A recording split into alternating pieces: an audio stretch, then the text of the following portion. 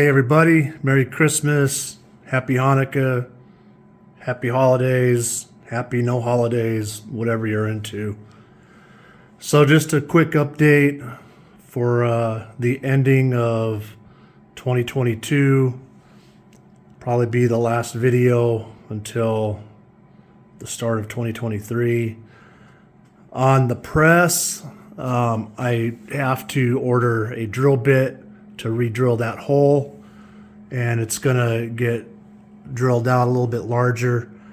And then I got some 4140, and I will go ahead and just make up a bushing that'll stick in that new hole, and then I'll repin it, get the hydraulic cylinder back up, and then I gotta buy an oxyacetylene setup, which is not going to be cheap, so that I can straighten that out.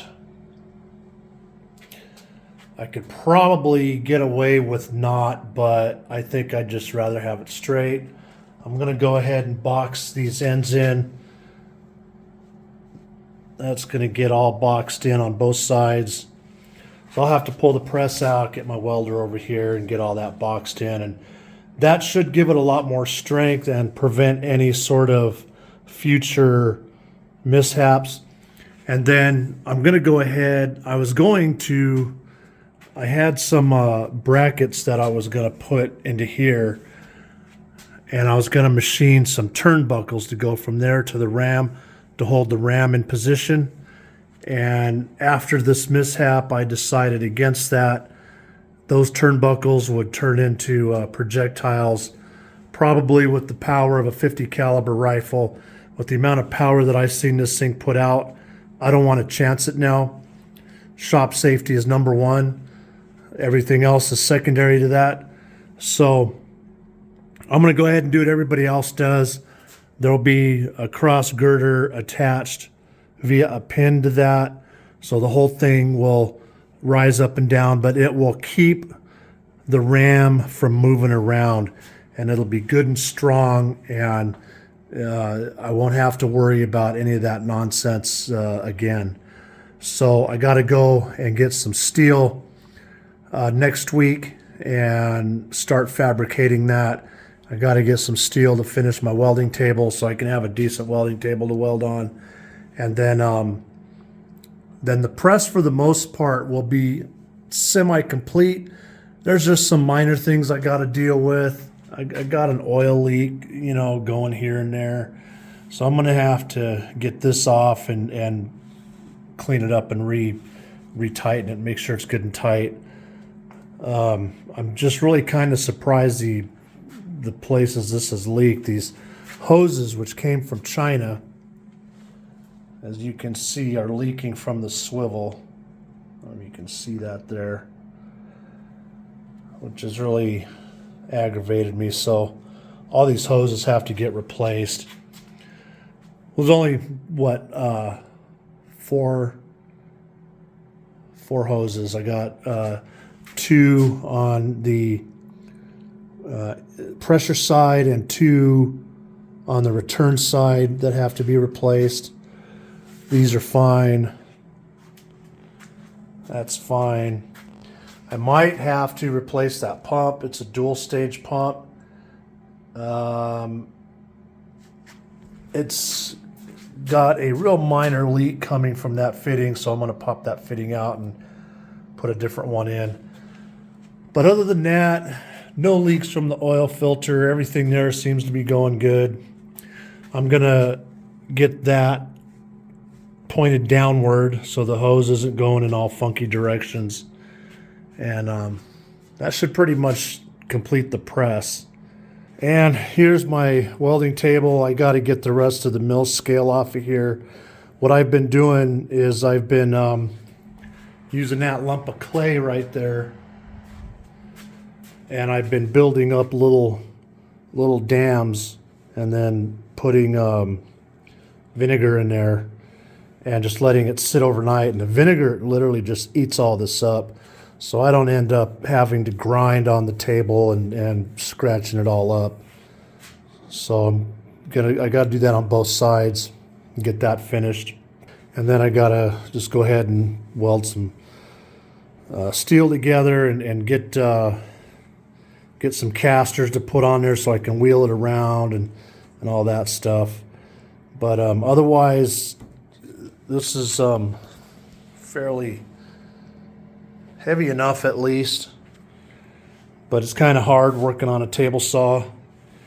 It works, but you know, I need the table saw out of here and in with the woodworking stuff. So the milling machine, this table's coming off this week. I got some stuff to do today and tomorrow to get done, some stuff to mill that I need to get done with.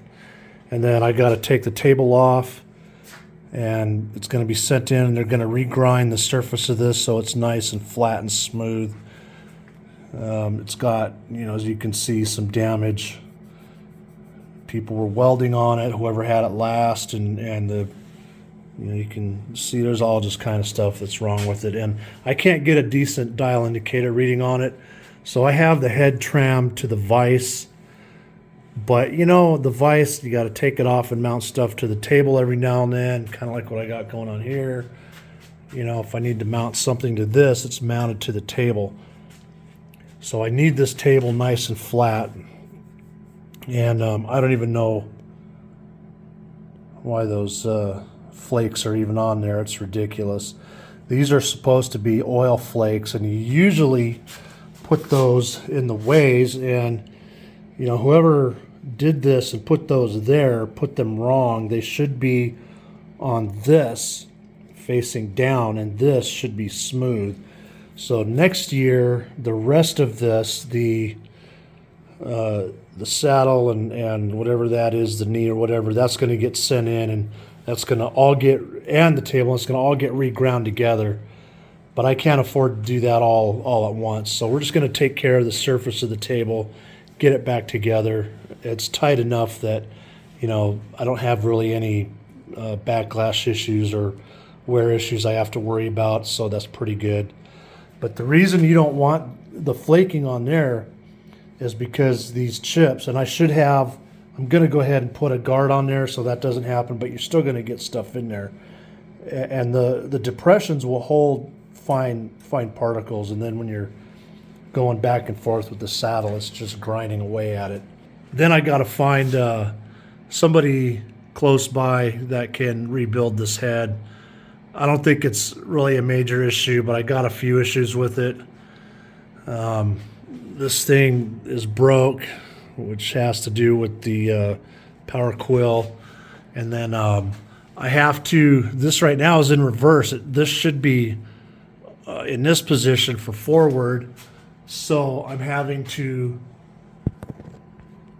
run this in reverse just to go forward, and then forward to go reverse, which is ridiculous. So that's that for the milling machine. Then I got my lathe pretty much taken care of for now. I'm going to be making change gears for this between now and summer, hopefully, after the milling machine table gets back. That's actually, you know, one of the reasons I need to do this, because the dividing head will have to mount to the table. The vise will have to get removed, and then I'll have to cut the gears. But otherwise, the lathe is doing pretty good. No complaints. This is what I'm using to make those heavy-duty washers.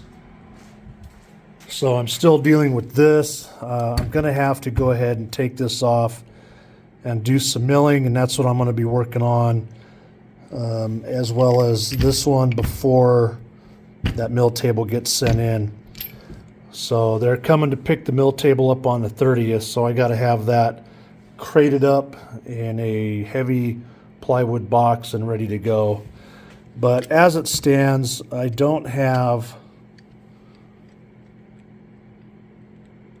you see the way that head twists, I don't have enough twist, and it's not twisting enough. So because of that, the blade, instead of being perpendicular to the saw, it's holding it off at an angle a little bit. If you look down, the saw is going to cut this way. So I want the blade nice and straight. It's kind of holding it off to an angle like that. So I need to mill just a little bit more out of there. And then as far as the alcove goes for the forge, that's going to get done sometime in January. I'm not sure.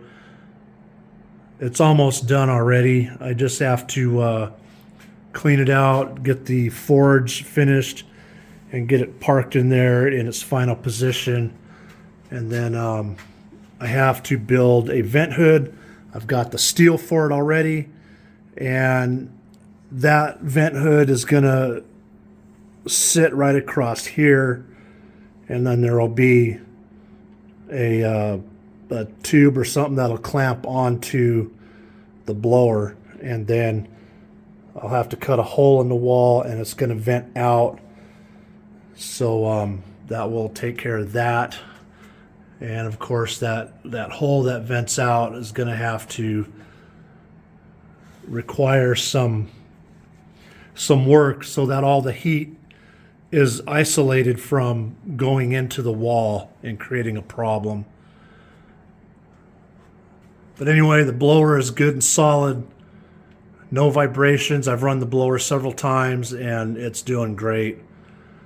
And so far no issues. And then this spring, this window's going to come out, and that wall all the way down is coming out, and that's going to become a doorway. And what I'm going to do is I'm going to add on, I'm going to leave the wall for the little alcove there, but I'm going to pour a concrete pad 5 feet out, which is what I did down there, poured 5 feet out, and then it's going to run the length of that wall, and that's going to become the tool room. So I can put stuff in there like the toolbox and, the ladder and the push broom, and I can stick the the shop vac in there, and stuff like this and stuff like this that doesn't need to be in the shop will go into the tool room where it belongs. So that's pretty much the major update. I want to get rid of that. I want to get a flat tuner. A new shelf is going to get put up there. That's just kind of a temporary deal. And see, all this is stuff that should be in the tool room. All that should be in the tool room, not out here. You see? Things like the nail gun. So that could all be in the tool room. The speakers are going to get mounted up there so they're out of the way. And so yeah. And then where these windows are come the spring, those are going to come out. And I'm going to build pockets in there that's going to have shelves so I can actually utilize that to put stuff in, because those windows are pretty much useless. And whoever designed this shop, I don't know why they designed this, the windows open this way, which is retarded. They should open the other way. But I don't need them. And, as far as this goes, I will, I will have a door. I'm thinking I'll have a door at the tool room so I can go straight out the back, and I'll have a window on it so I can at least get some sunlight in here. And then for summertime, where the fireplace chimney used to be, I'm going to put a swamp cooler up on the roof so it'll blow down, and then it'll hit a board which will blow the air straight out. One of the projects that I have, this shell mill, which is a really nice shell mill, uses proprietary inserts, and they don't make these inserts no more. So this has become a giant paperweight. So in an effort to save this, the shell mill itself is going to be separated from this, which is part of the spindle here. It might be a 3-piece, might be spindle and that, I don't know. I got to take it apart and see. Not quite sure yet, but I'm going to make a fly cutter out of this. And yeah, it's going to be about that diameter, maybe just a little smaller. So I will reuse this since I've already got it. So all I got to do is just turn this down, do a little milling work, and turn this into a fly cutter, and I'm good to go. So that will save this. That will give me a nice big fly cutter. And then I'll probably make a smaller fly cutter, but I will need a different one of these, which I could either make, or maybe I can just find one on eBay. I see these on eBay quite a bit without the show mill. So that's a project sometime between now and the end of February. I won't be able to do anything for most of January because the milling table is going to be gone. But once it gets back, then I'll be able to start on these projects. Anyway, Merry Christmas, Happy New Year, Happy Hanukkah, all that stuff. We'll see what this next year brings, but if it's anything like the past few years, don't keep your hopes up.